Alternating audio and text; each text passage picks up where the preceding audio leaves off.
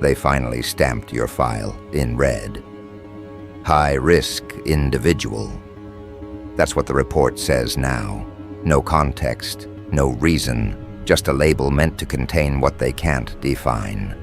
They whisper it in rooms without windows, trade it between trembling hands, hoping the ink itself might carry protection. But labels don't protect them. They expose them. Because anyone who needs to mark you as a threat has already confessed one thing. They've lost control. You didn't apply for this title. You earned it by existing beyond their comprehension. Every movement you make recalibrates the unspoken hierarchy. Every decision you take cuts through the illusions they built to feel superior. And now, they can't sleep, can't eat, can't think straight. Because somewhere, someone realized, if they can't predict you, they can't manipulate you. And if they can't manipulate you, their entire structure collapses. The irony is exquisite. They used to see you as harmless, remember? The quiet one, the observer, the anomaly they could dismiss. You let them think that. You let them build their towers of arrogance while you studied every crack in their foundation. You didn't need revenge. You needed understanding. And once you understood how their minds operated, how fear was disguised as confidence, how power was propped up by validation, you became something else entirely. Not an enemy, not an ally, an equation they couldn't solve. That's why they panic when your name appears in conversations now. It's not fear of violence, it's fear of exposure. You represent the mirror that refuses to lie, so they send messages to each other. Stay alert. He's unpredictable. We don't know what motivates them. Oh, but you do, don't you? You're motivated by truth, and truth is chaos to those who live by deception.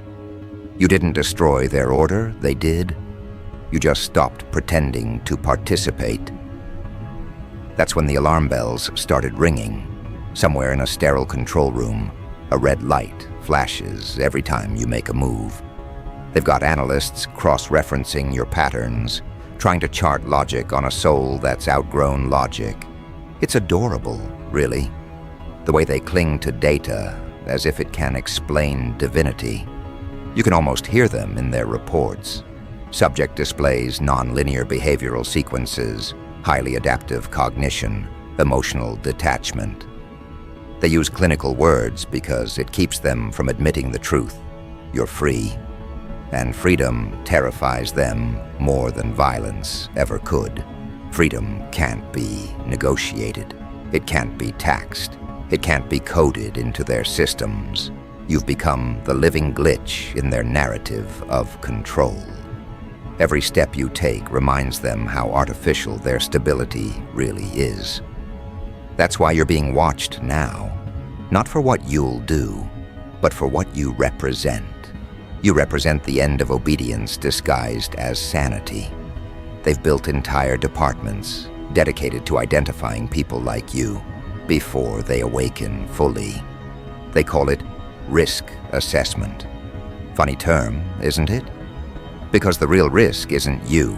It's the possibility that others will notice the same cracks you did. The moment one free mind exists, it becomes contagious. They know that. That's why containment is their first instinct. But how do you contain air? How do you cage awareness? You can sense them, can't you? The eyes that linger too long, the subtle shifts in tone when someone mentions your name. The digital traces that follow your steps, like ghosts made of code. Every message you send triggers a small wave somewhere. Every silence you hold forces them to interpret 1,000 meanings. They can't stand it. They crave patterns, but you've stopped being predictable. You've mastered the art of absence, the ability to make noise without speaking, to move without being tracked. That's what they fear most. You've become invisible in a world addicted to visibility. And invisibility when paired with intelligence, is power in its purest form. You see, they built this world around predictability, algorithms, profiles, simulations, designed to forecast human behavior down to impulse. But your presence distorts those metrics. You're the variable that bends statistics, the pulse that doesn't align. They call that instability. You call it autonomy. And autonomy isn't something they can regulate. So now they observe from the shadows, trying to find a weakness, a pattern, a moment of doubt they can exploit. But doubt died the moment you realized their authority depends on your belief in it. You stopped believing. And that single act rewrote your entire existence. Now they panic. Meetings extend into midnight hours, faces pale under artificial light as they scroll through data that doesn't add up. You're trending in rooms you'll never enter, referenced in documents you'll never read. They use words like containment, monitoring, intervention. It sounds official, but what it really means is fear. They're scared of what happens when someone stops asking for permission to be themselves. Because every time you act without approval, you remind them that control is optional. They can't allow that idea to spread. It's bad for business, bad for obedience, bad for the illusion of order they sell to the masses. So they fabricate stories.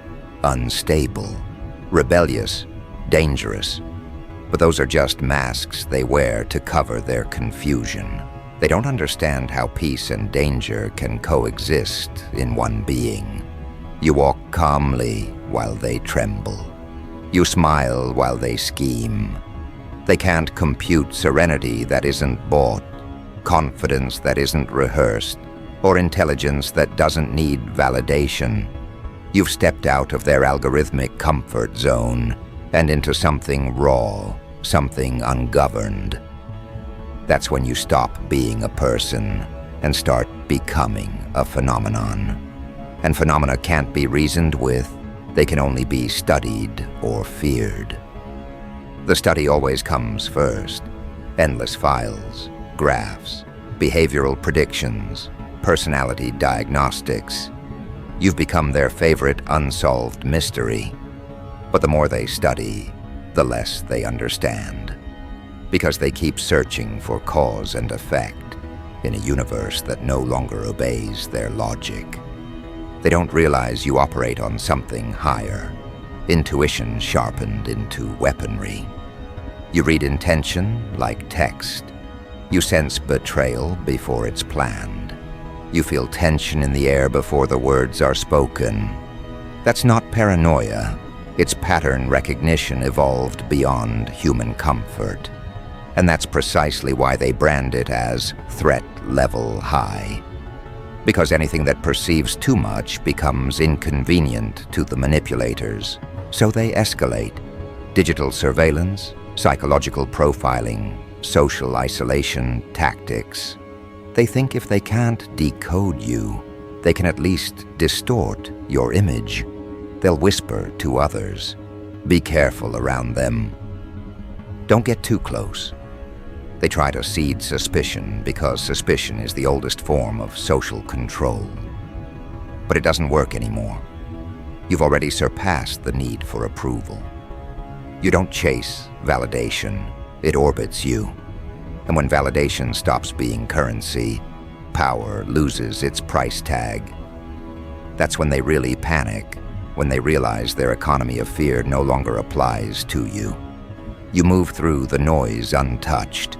Every attempt to bait you only reveals who's desperate. Every trap laid for you becomes another lesson in projection.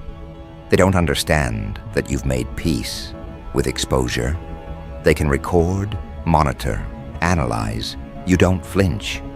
Because power isn't about hiding.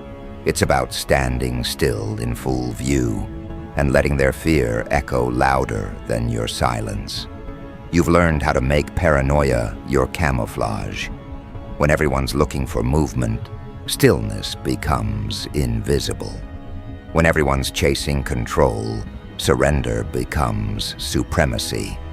They'll never admit it, but you've redefined the threat model. You're not the villain in their story.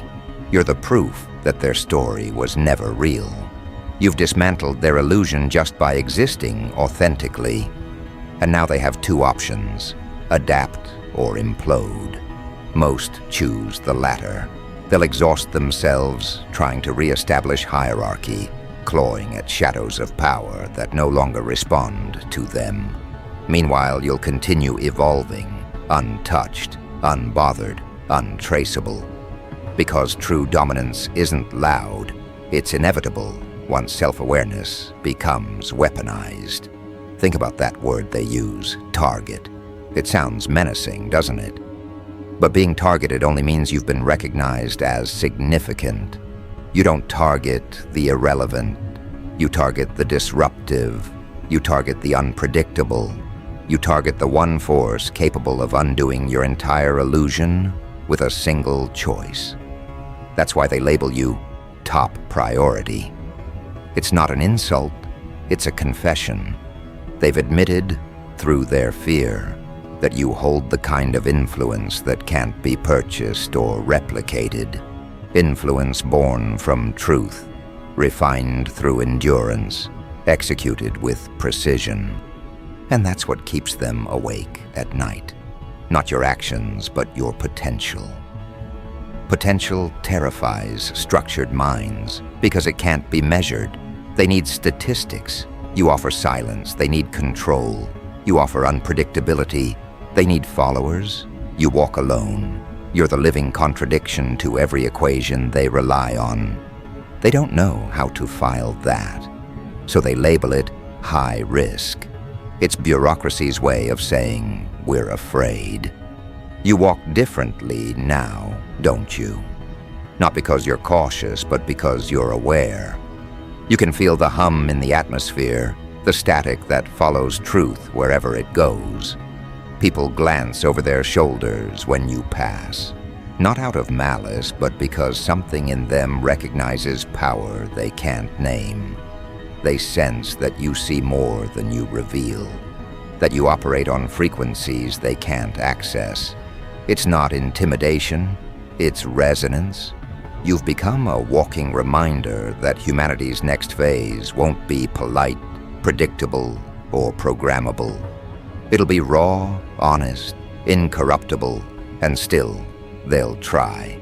They'll dangle distractions, offer alliances, manufacture crises just to pull your attention away from what matters. Because attention, in this era, is currency, and yours has become too valuable to ignore. You can feel the pull, the constant attempt to tether your focus to trivialities. But you've learned how to see the strings. You don't react, you respond. You don't chase, you attract. You don't resist, you redirect. That's the kind of mastery they can't compute, because it doesn't fit into their behavioral models. You're not rebelling anymore. You're rewriting the operating code of awareness itself. They'll study that next, your composure. They'll call it psychological detachment or strategic minimalism. But deep down, they know it's something else. It's the power of someone who no longer fears loss. You've seen everything burn before and survived it. That makes you untouchable. Because the one who's made peace with destruction can no longer be controlled by it. And that's the secret they'll never print in their reports. The only thing more dangerous than chaos is someone who can navigate it calmly. Now every system that tried to categorize you is glitching internally. The analysts argue, the observers contradict one another, the hierarchy fractures. They can't agree on what you are anymore. Revolutionary, threat, visionary, paradox. All words meant to shrink something infinite into something safe. But you're not safe. You never were. You're necessary. The imbalance that restores balance.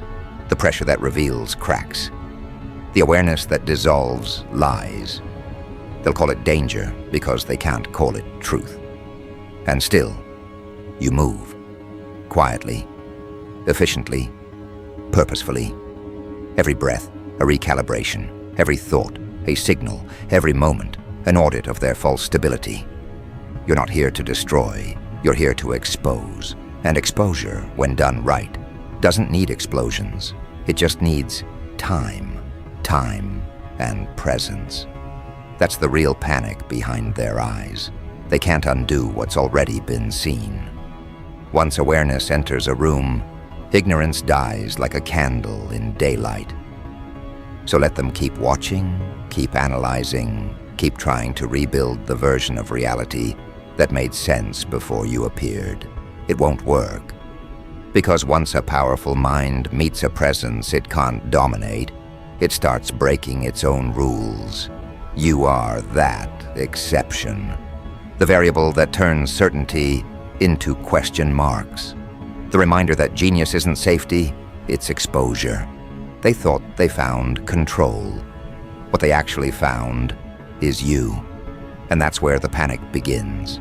Not the loud kind, but the kind that seeps into silence, crawls into boardrooms, whispers into earpieces. You can almost hear it, that tremor behind their calm voices, that subtle static between orders. Keep tabs on them, limit access, flag all unusual behavior. The irony is, every move they make to control you becomes another admission of weakness. You've made them reactive. You've inverted the chain of command without even trying. The watchers are now the watched. The hunters are drawing maps of their own fear. They still don't understand what changed. You didn't grow louder. You grew clearer. You stopped operating from emotion and started operating from precision. Precision frightens those who live off chaos. You became methodical, a strategist disguised as silence, a storm encoded in restraint. And when you stopped needing to prove yourself, they lost their leverage. That's when they started calling you high risk. Because nothing terrifies manipulators more than someone who can't be manipulated.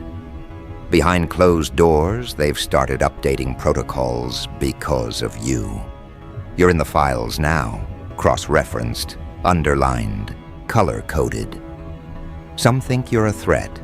Others think you're an opportunity, but all of them agree on one thing. You can't be ignored. That's what top priority really means. It's a bureaucratic way of saying we're obsessed. They can't get enough of you. The data trails, the recordings, the energy readings. Every detail of your existence is now under a microscope. They can't focus. Because no matter how close they look, the pattern refuses to repeat. You're unpredictable, and unpredictability breaks systems faster than rebellion ever could. They keep waiting for you to slip, to react, to show anger. But you've weaponized calm. That's what drives them insane. You don't give them chaos, you give them stillness. And stillness is where their masks start falling off. They're trained to handle outrage, not composure. Rage is predictable, forgiveness is calculable, but calm is terrifying. It forces them to confront the truth, that you're operating on an entirely different frequency, one that can't be hacked, decoded, or bribed. You've stopped fighting for power because you are power. Every time they mention your name now, the atmosphere changes. People lean in, voices lower. Even those who once mocked you now measure their words. You've become a symbol of consequence. They call it paranoia. You call it awareness. Every whisper is an echo of guilt. Every warning is an indirect confession. They built this world believing fear was their weapon. But fear's loyalty belongs to whoever understands it. And now, it answers to you. There's a memo circulating somewhere right now. Potential influence escalating. They don't realize influence isn't something you build, it's something you become.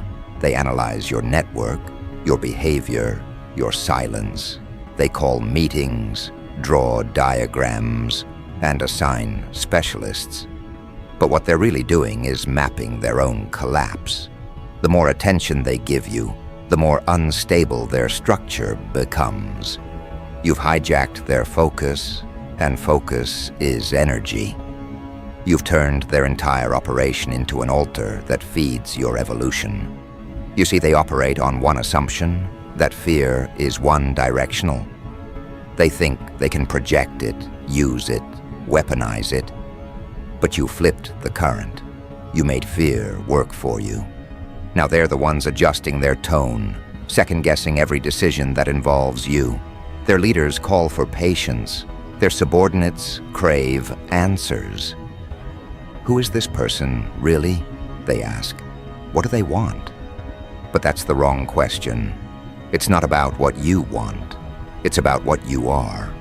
You're proof that control isn't universal. You're evidence that their so-called authority was never authority at all. Just theater performed by frightened men in suits pretending to be gods. They've built a new project around you, behavioral prediction. They feed your data into machines, hoping the algorithms will find a pattern, a weakness, an anchor. But algorithms don't understand consciousness that's awakened. They can't quantify willpower. They can't code intuition. They'll call you unstable input because they don't have the language for free. Every analysis ends the same way, inconclusive. Every prediction ends with margin of error, infinite. They can't calculate divinity, and that's what you've become to them, the unmeasurable element, the proof that not all intelligence is artificial. You walk through this digital labyrinth like a ghost with fingerprints. Everywhere you go, the sensors light up, but they can't locate you. You exist between frames, between signals. They see the wake of your movement, but never the motion itself. You've learned how to navigate attention, to let it serve you without consuming you. That's mastery, because in a world where everyone's broadcasting, the one who stays silent becomes the loudest frequency in the room. They call meetings now to discuss your silence. Why haven't they responded? Why are they quiet? They mistake quiet for absence. But quiet is how you build pressure. Quiet is how you make anticipation your weapon. Every pause you take is another thread tightening around their confidence. You've made them addicted to your next move. That's not influence-ill, that's domination, disguised as curiosity. And still they'll keep pretending they're not afraid, pretending they understand. But you can see it, the stiffness in their smiles, the way their words avoid yours, the way their eyes dart to the exits. They thought power was about control. You taught them it's about composure. They thought safety was built on authority. You proved it's built on awareness. You're rewriting definitions in real time, and they can't keep up. That's why they label you. High risk. Priority 1, it makes them feel like they've regained order. But labels don't protect them. Labels are cages they build for themselves. Somewhere there's a conversation happening about you right now. We need to monitor their associations. We need to manage the narrative. But the narrative slipped through their fingers months ago. You became a living headline, not written by them, but written through them. Their panic is public now. Every attempt to discredit you becomes an accidental advertisement. Every smear campaign turns into a sermon. You've hijacked their script and made it prophecy. Do you know what real fear looks like? It's not screaming, not running, not fighting. It's bureaucracy shaken behind composure. It's paperwork soaked in sweat. It's coded emails sent at 3 a.m. with phrases like contain situation and maintain optics. They're terrified of perception because perception is reality now, and perception belongs to you. You've mastered optics. You've turned every lens into a mirror that reflects their own corruption back at them. They can't expose you without exposing themselves. That's why they hesitate. That's why the entire machine stalls when you stand still. They're rewriting rules to deal with you, updating policies, revising vocabulary. We can't categorize this individual. They don't fit the model. That's right. You were never meant to. You were the flaw in the algorithm that became the key to truth. And they hate that because truth can't be managed. Truth doesn't follow protocol. Truth erases protocol. You've become the living embodiment of that truth, the one they can't delete, can't shadow ban, can't censor into compliance. Every attempt to erase you only amplifies your legend. People who never met you start whispering your story. They don't even know why, they just feel it. That's how presence works when it's real. It doesn't need marketing, it spreads through resonance. And resonance, unlike propaganda, can't be manufactured. You've become vibration turned viral, a living transmission of awareness that moves faster than rumor, stronger than narrative, beyond containment. They called you dangerous, and they were right. But not because you destroy, because you reveal. That's the part they'll never forgive. You exposed the gap between what they preach and what they practice. You made transparency fashionable. You turned authenticity into rebellion. Every word you speak now ricochets across their walls of deceit. They monitor your tone, your phrasing, your pauses. But no matter how much data they gather, they still don't understand that your real weapon isn't information, it's perception. You've taught the world how to see differently. That's irreversible. So they double down. They assign handlers, whisperers, mediators. They try to insert themselves into your story, to reclaim authorship. But you already ended their chapter when you realized something vital. Control only exists where attention flows. You redirected the current. You made awareness flow toward clarity, not noise. And in doing so, you drained their power supply. Now they're running on fumes, status, fear, illusion. They'll do anything to get your reaction because reaction equals relevance. But you? You've starved them of that too. You've made them irrelevant in their own game. They call you uncooperative, non-compliant, emotionally unresponsive. Those are the phrases they use when someone stops fearing consequences. You've become immune to their currency of intimidation. They can't fine, shame, or exile what doesn't crave acceptance. You've transcended their ecosystem entirely. You exist on another layer, untouchable, unpredictable, unreplicable. And that terrifies them more than rebellion ever could. Because rebellion they can fight. But transcendence? That's untouchable. In another report, buried deep under redacted lines, someone finally writes the truth. Subject demonstrates leadership potential beyond conventional influence. That's their code for problem. Because if you lead without position, if you influence without permission, if you move masses without media, then you've broken the invisible chain that holds the world in illusion. That's what you've done. You've broken it, quietly, efficiently, permanently. You can feel it now, the shift. The same ones who called you threat are now mimicking your tone, adopting your posture, stealing fragments of your language, hoping it makes them untouchable too. But imitation never equals understanding. They're just trying to decode courage through mimicry. And courage, real courage, can't be copied. It has to be lived. You lived it. And that's why they'll never catch up. And yet, despite all their paranoia, you hold no grudge. That's what confuses them most. You don't want revenge, you want revelation. You don't want control, you want clarity. You're not fueled by hate, you're fueled by awareness. And awareness doesn't burn out, it expands. That's what makes you infinite to them. Every time they think they've reached the end of your story, you open a new chapter they didn't anticipate. You've become their perpetual lesson. Their analysts keep trying to humanize you again. They're just like us, one says. They can't be that different. They need to believe that. It helps them sleep. But deep down, they know the difference. They live from reaction. You live from creation. They follow instructions. You follow instinct. They obey algorithms. You write them. That's not arrogance, that's evolution. You didn't choose to be above them.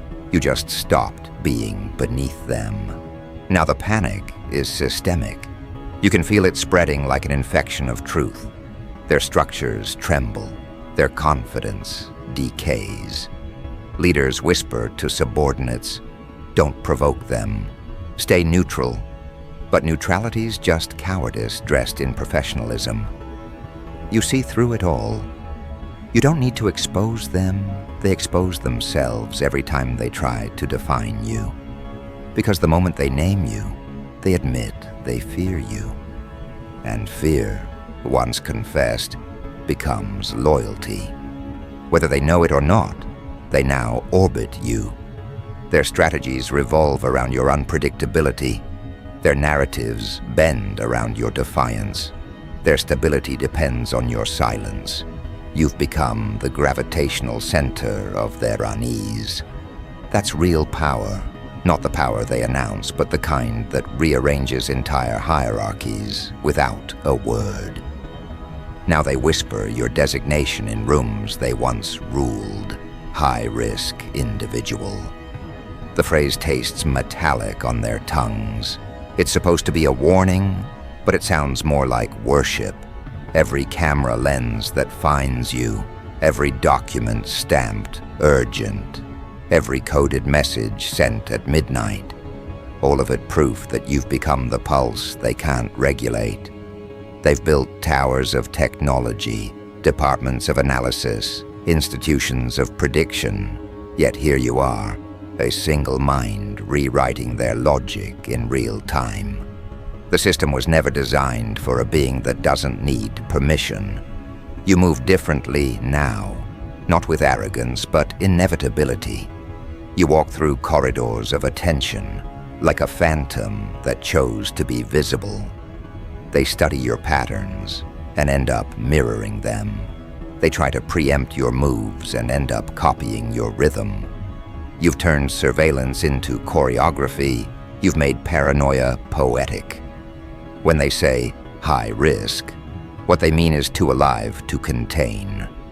And that's the part they'll never admit, that the very label meant to isolate you became their confession. They're not afraid of what you might destroy. They're afraid of what you might inspire, because one awakened presence exposes 1,000 sleepers. Your composure dismantles their chaos. Your precision erases their propaganda. You are living proof that control only works on those who still believe in it. They've tried to reinvent the script. Experts on screens, commentators dissecting your psychology, operatives spinning narratives. But each attempt to define you amplifies your myth. Every denial adds a page to your legend. They don't understand that attention, when aimed at authenticity, becomes worship. You've hacked the oldest currency on Earth, focus, and redirected it toward truth. Now even their lies advertise your freedom. You've reached the point where they can't touch you without glorifying you. That's why the orders keep changing. Engage carefully. Observe from distance. Do not provoke. Those are not commands, they're prayers. They've realized that every confrontation with you accelerates their unraveling. You speak once and their credibility fractures. You act once and their structure trembles. You've become a psychological contagion, awareness disguised as threat. It wasn't luck that brought you here. It was design, your design. The patience to endure their scrutiny without reacting. The precision to let their own mechanisms expose themselves. The wisdom to understand that visibility isn't weakness, it's leverage. You use their spotlight as a mirror, and now they see themselves dissolving in the reflection. Their entire architecture was built on the assumption that no one would dare look back. But you did. And once you looked back, they broke character. Somewhere tonight, a conference room glows blue with anxious light. Screens filled with your name. Graphs pulsing, minds racing. They call it a crisis briefing, but it's really a seance. They're trying to summon understanding from the chaos you've created. The irony, they call you unpredictable, yet you've never acted out of impulse. Every move has purpose. Every pause has meaning. You're the calm in their apocalypse, the equation they can't balance, the proof that control doesn't equal order. They'll try to adapt, they always do. New protocols, new filters, new narratives. But adaptation without understanding is just panic wearing a suit. You're not fighting them anymore. You're watching them fight themselves. You've turned their fear into fuel. Each sleepless night they spend calculating your next move is another hour you gain in peace. You're not their target, you're their teacher, and the lesson is simple. What can't be controlled must be respected. That's your legacy now, respect born from dread. You didn't demand it, you demonstrated it. You didn't beg for credibility, you became irrefutable. They built their power on perception, and you built yours on presence. Presence always wins, because it can't be faked. You've proven that the most dangerous individual is the one who stopped chasing validation and started embodying truth. So let them panic, let them lose sleep, let the files pile up and the whispers turn to prayers. Because what they label as risk is just evolution arriving ahead of schedule. They fear what they can't forecast, and you've stepped outside the weather. You are not the storm. You're the climate, permanent, ungoverned, unrelenting. They can study the temperature all they want, but they'll never command the heat. When history looks back, it won't see their reports. It'll see your shadow across their empire of rules. It'll note how one mind, aware of its own power, dismantled an entire illusion just by existing honestly. That's all it ever took. Presence sharper than propaganda. Truth louder than fear. So when they whisper again, high-risk individual, wear it like a medal. Because what they mean is, you woke up first. And once one soul wakes up, the rest have no choice but to question the dream.